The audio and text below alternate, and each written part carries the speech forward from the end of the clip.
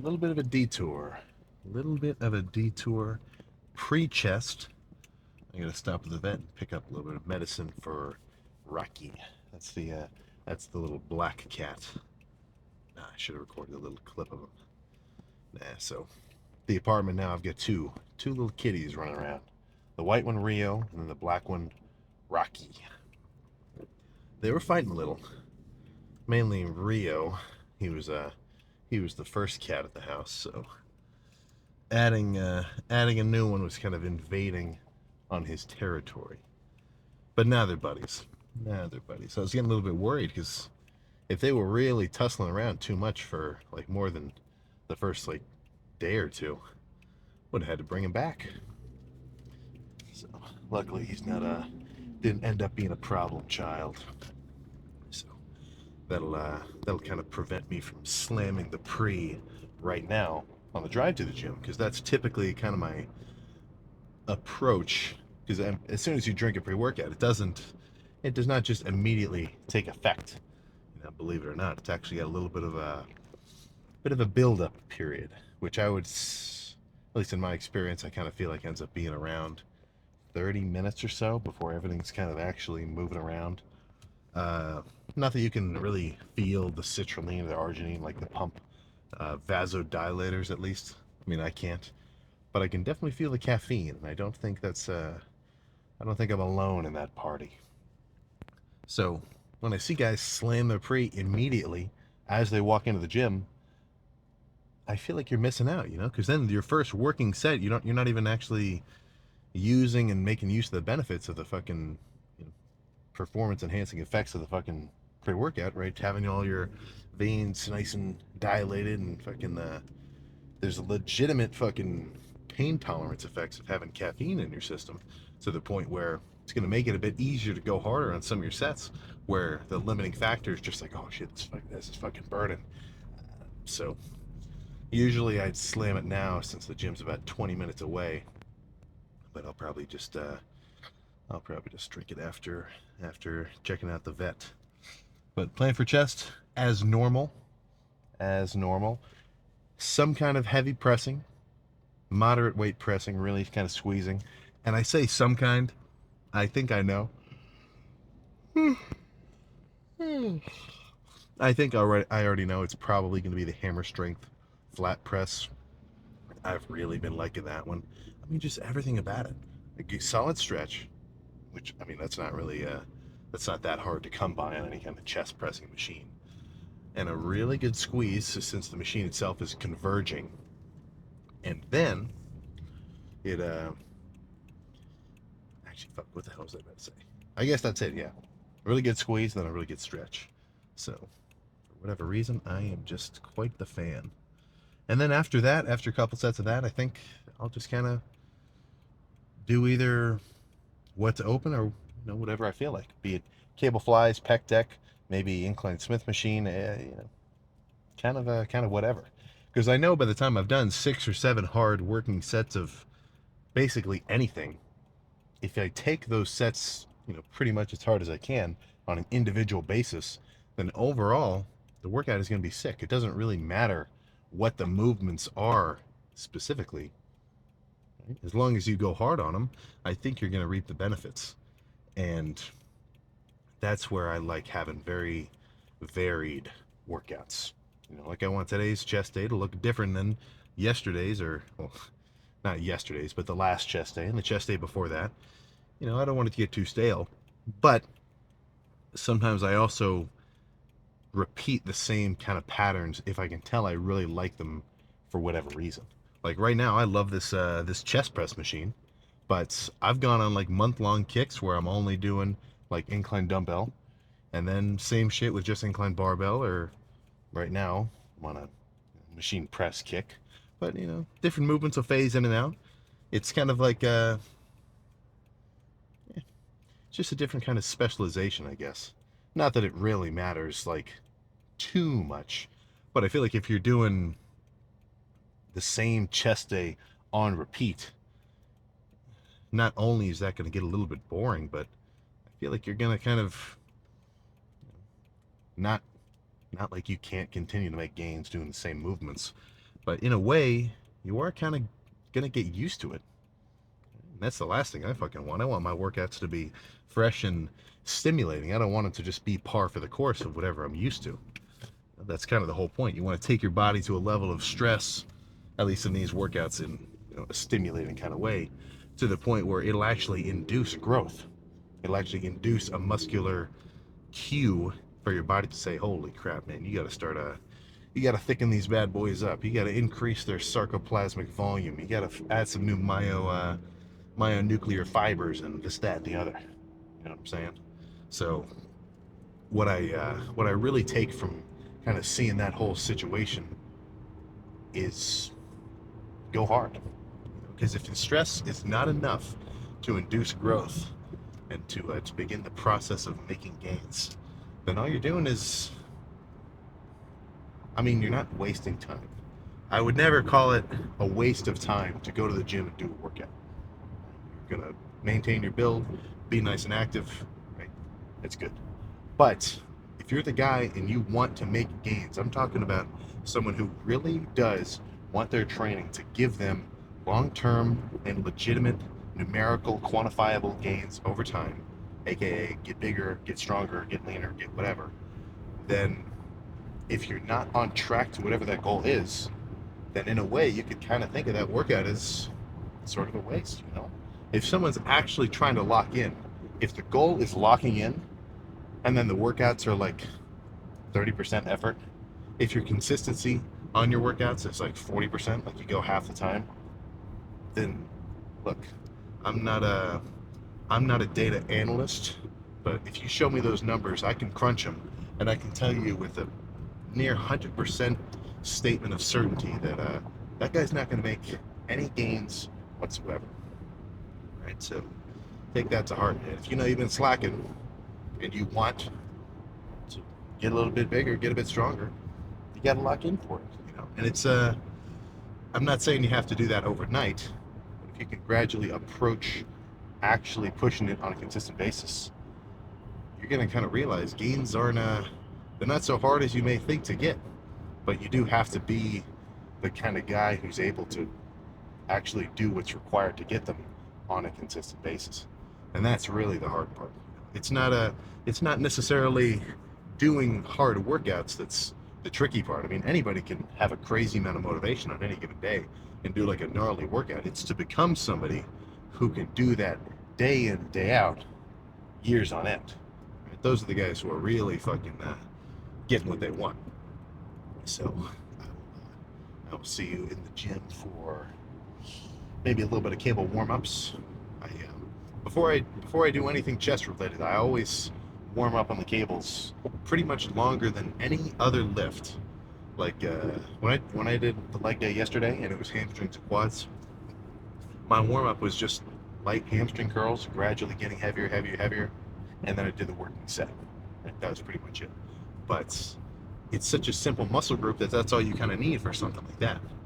Whereas with chest is kind of I don't think I'm wrong in saying chest is probably one of the most intricate muscles to hit, in the sense that there's a lot of different moving pieces which all come into play in ways that you might not expect. And if any of them are really out of whack, then it's gonna affect you in a pretty serious fucking way. You know, if your rotator cuff is off, it doesn't matter how strong your chest is, you're gonna have a crunchy ass fucking shoulder. So before anything chest related, I always, well, I guess we'll see that fucking 10 seconds, but I always do this routine, and I have yet to have a crunchy shoulder for like the past, well, it's been quite a while, and I'm pretty sure that those two events are correlated. So let's just get started. All right, let's not get too crazy, since I haven't been doing a crazy amount of heavy shit, but I lied to you. I lied to you. No hamstring chest press. It's always some Smith machine press. Reasonably slow, controlled reps. I've been liking those much more than just the fast, nasty ones. Not that I don't like those, but I don't know. It's kind of just like the intensity of the reps increases when I do them a lot slower, which would make sense. I mean, just more time and attention. So that's, oh, and then one more. It doesn't work my front delt so much, which is a fucking crazy problem for me. So let's just get started.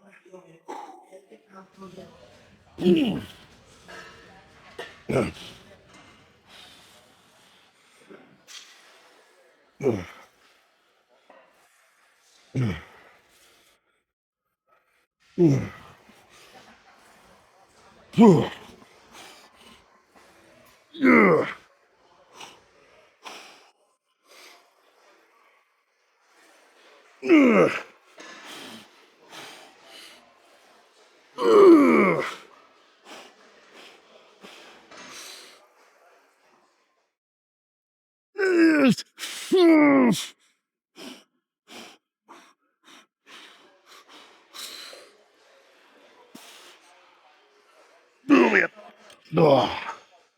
Oh. All right. I think let's drop to 3 plates and do one more. Oh my.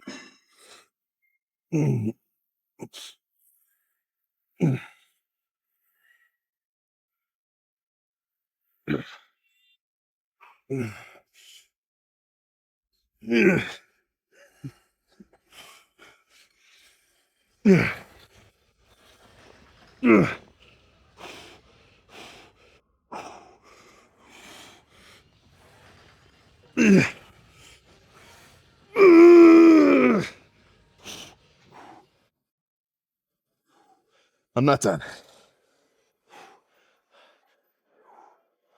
Oh, I'm not done. I just want to make it a rest pause. I think I probably could have only got one more rep. But if I take a second, I'll be able to get more like 4. Which in my mind, I feel like is at least a bit more intense, which I'm aiming for.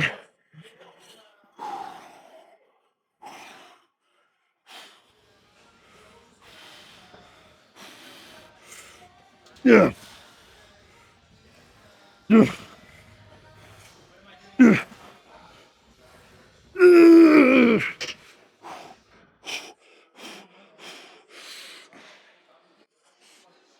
Oh my God. Okay. All right. Let's pick something new. I might just do one. I might just do one set here to be determined after I finish the first one, but not too crazy weight wise. One thing I kind of like doing sometimes for chest and really with anything is alternating movement categories in a way. So started out with 2 sets of heavy pressing. I think 2 sets of flies is a good kind of change up. And then after this, maybe go back to some kind of pressing, finish with some kind of fly.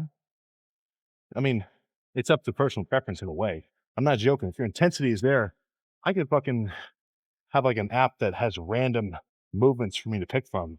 Like, oh, do a set of incline Smith. Oh, do a set of incline barbell. Oh, do a cable press. And if I ran through 8 sets just totally by random, and I took those sets as hard as I could, I'd still have a fucking awesome chest day. So intensity beats. Oh fuck, intensity beats a lot. But let's get going there.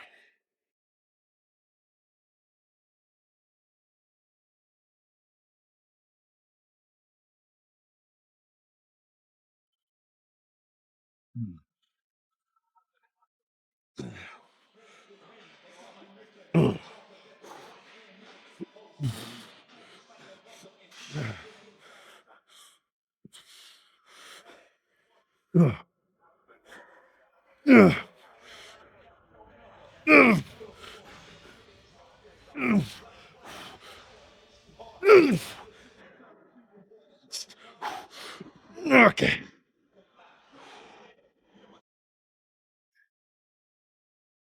All right. 3 big ones. Let's go fucking crazy here. Let's go as crazy as possible and as controlled and squeezing away as possible.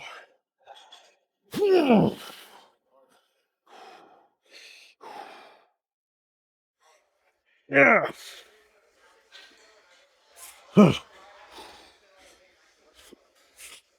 Ugh. Ugh.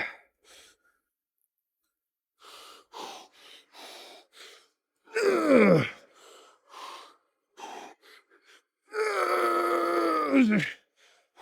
Okay. I gotta take a second. Make this another pause set.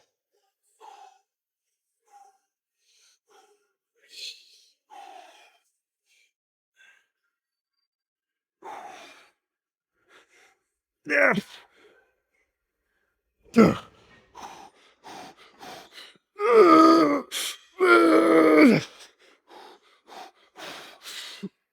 Oh my god, fuck.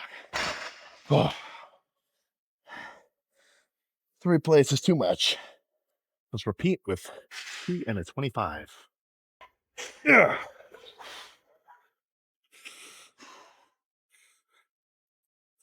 Yeah.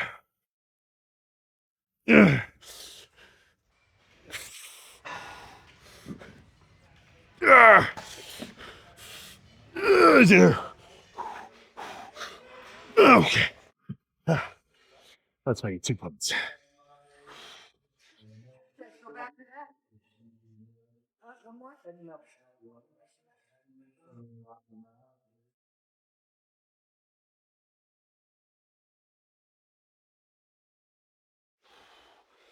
Ugh. Ugh. Ugh. Ugh. Ugh. Okay. Oh, okay. I think that's enough. Whew. So, some heavy pressing, some slightly lighter pressing, and some fly action. That's all I fucking think you need. The chest. Let's go pose down and go back home and eat. My front delts are on fucking fire. And I can tell you exactly what did it. Ah, it was it was doing the machine tech deck for flies instead of fucking cables. Yeah. Cable flies work so fucking well for me. I don't know why I do anything else. But either way, chest is wrecked. Even if I got some residual front delt activation. So let's run through a couple quick ones and get home and start grubbing on something. I am starving. Let's make sure I'm in frame here. There we go.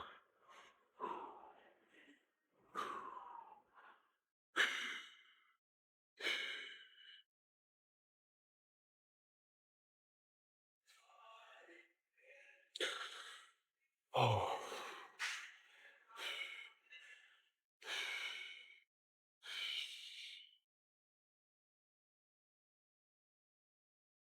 Oh.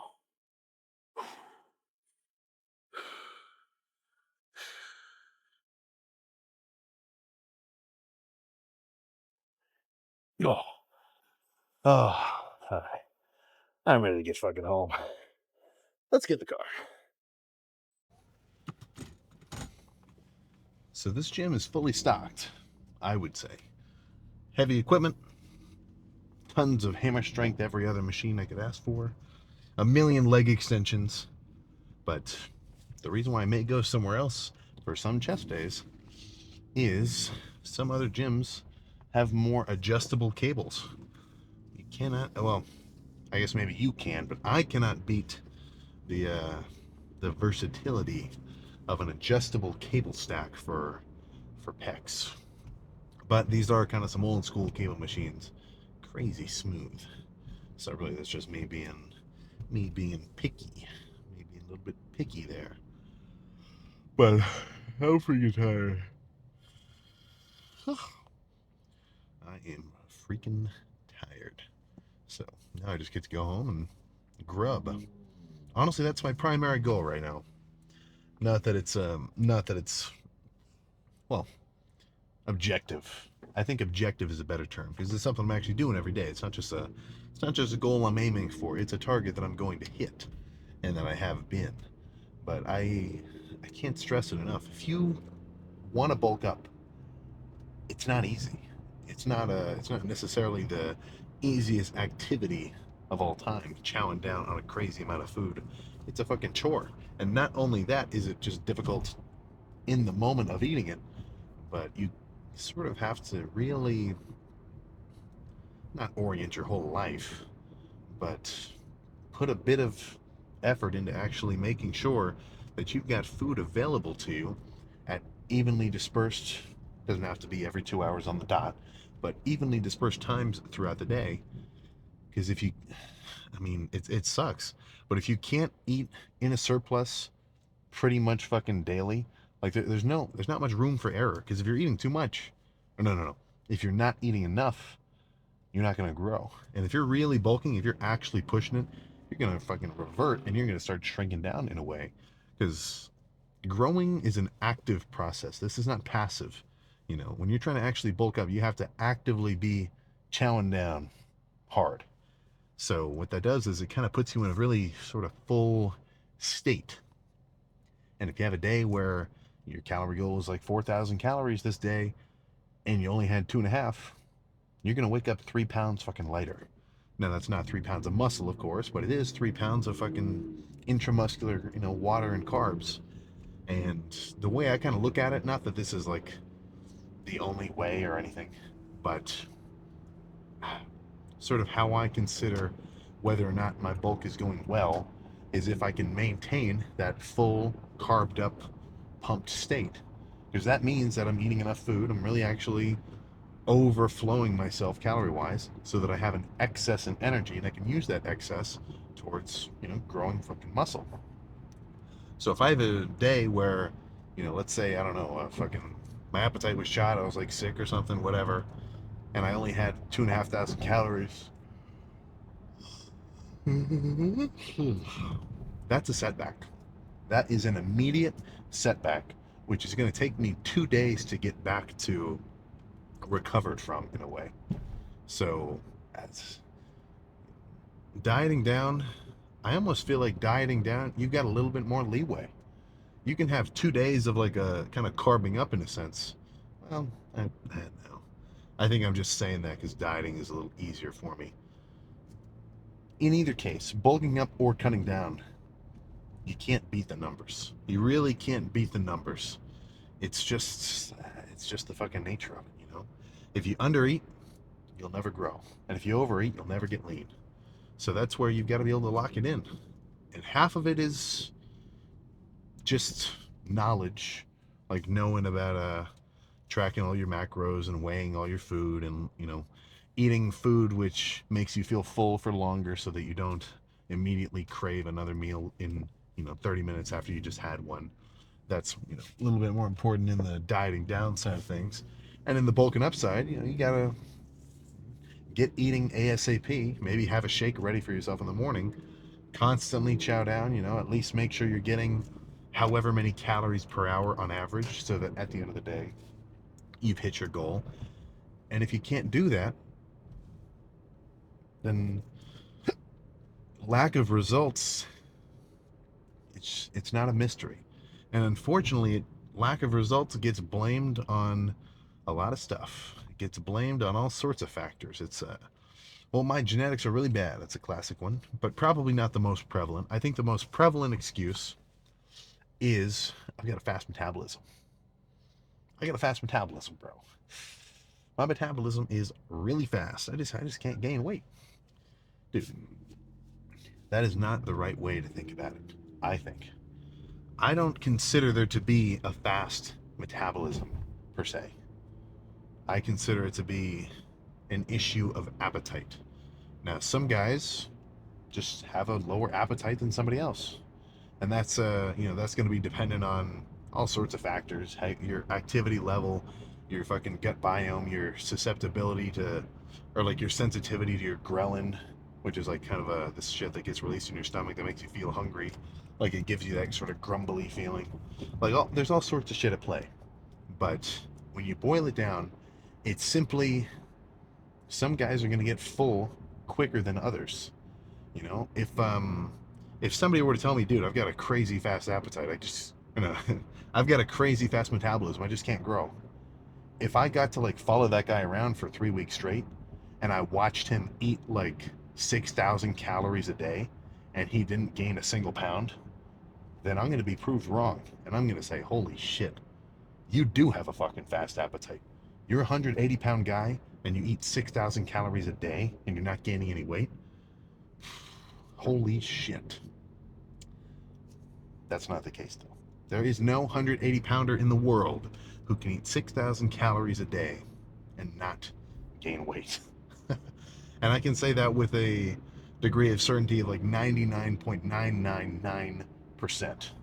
Now, that 0.001, that's like an Olympic swimmer who's swimming for like 4 hours a day. But odds are, almost definitely, that's not you.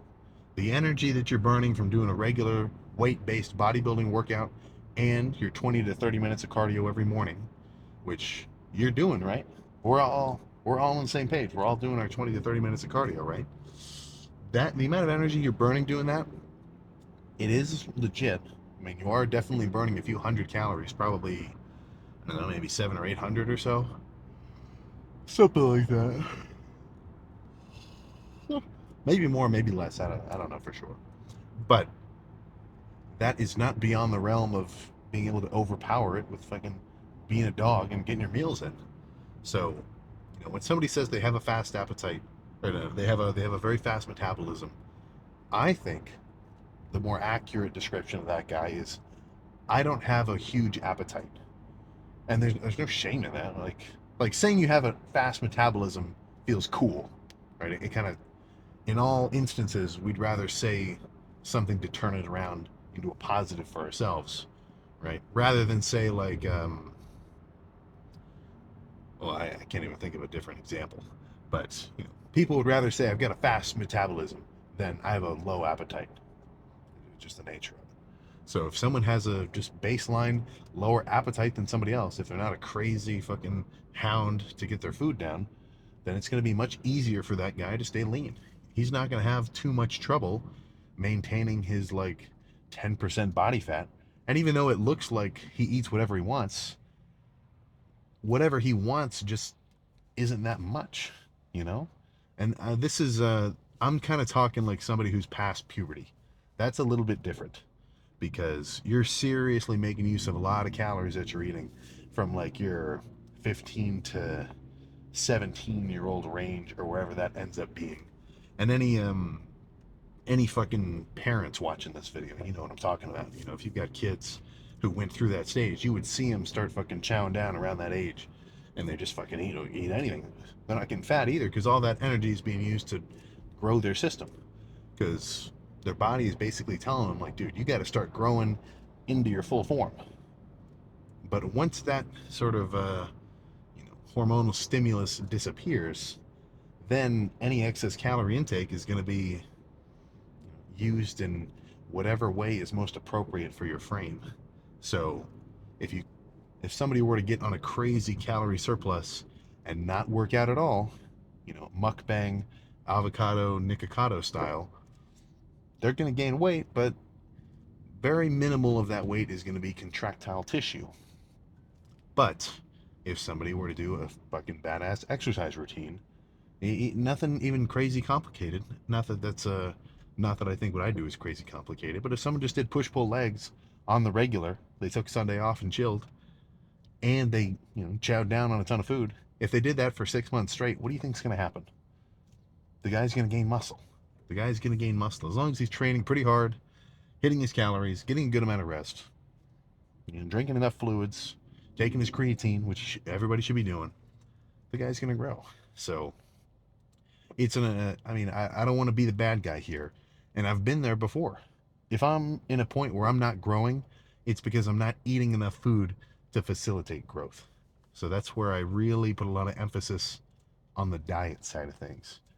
Like you'll hear a lot of guys be like, oh, but bodybuilding, like, it's like 20% training, 80% dieting. And I mean, if you're competing, that's definitely the case. But it's not crazy far off trying to bulk up as well.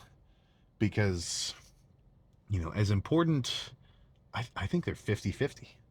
They're 50-50 level of importance. Or like, Maybe not 50-50 because there's a couple things at play. I mean, what's really affecting your gains? Let's add this stuff up. Your training itself, that's a pretty big portion. If this were to disappear, you'd make jack shit for gains. So training is a key pillar. Hitting your calories is a key pillar because if you don't eat enough food, you're not going to grow. Boom. Sleep, mad fucking important. And let's say, well, viewer signing there. And let's say, we can count hydration with the diet. All right, we can kind of double those up. But that's three things. And if any one of these three is out of whack, I would say don't even expect to make fucking gains, you know? If a passing grade is a 70, then I'd say each one of these individually is worth 33 fucking percent. So if any of them disappear, that's going to knock you down to a 66, and then boom, you're failing. And don't tell me, oh, 66 is a D, that's technically passing. If you want D results gains, then I'm not going to stop you, right? But that's where, that's one thing which I think I have had a reasonable grasp on, but I wish I had instilled into my mind even earlier than I have already. Like, really chowing down. It's a massive fucking game changer gains-wise. Damn. Massive fucking crash over there. Definitely not ideal for their gains. But plan now, go home, chow down, get a crazy night's rest, and then forearms tomorrow. And I bought like a really cool grip tester. I got a dynamometer. So what do you think? What kind of grip strength, what kind of poundage do you think I can actually exert with these mitts? We'll find out tomorrow.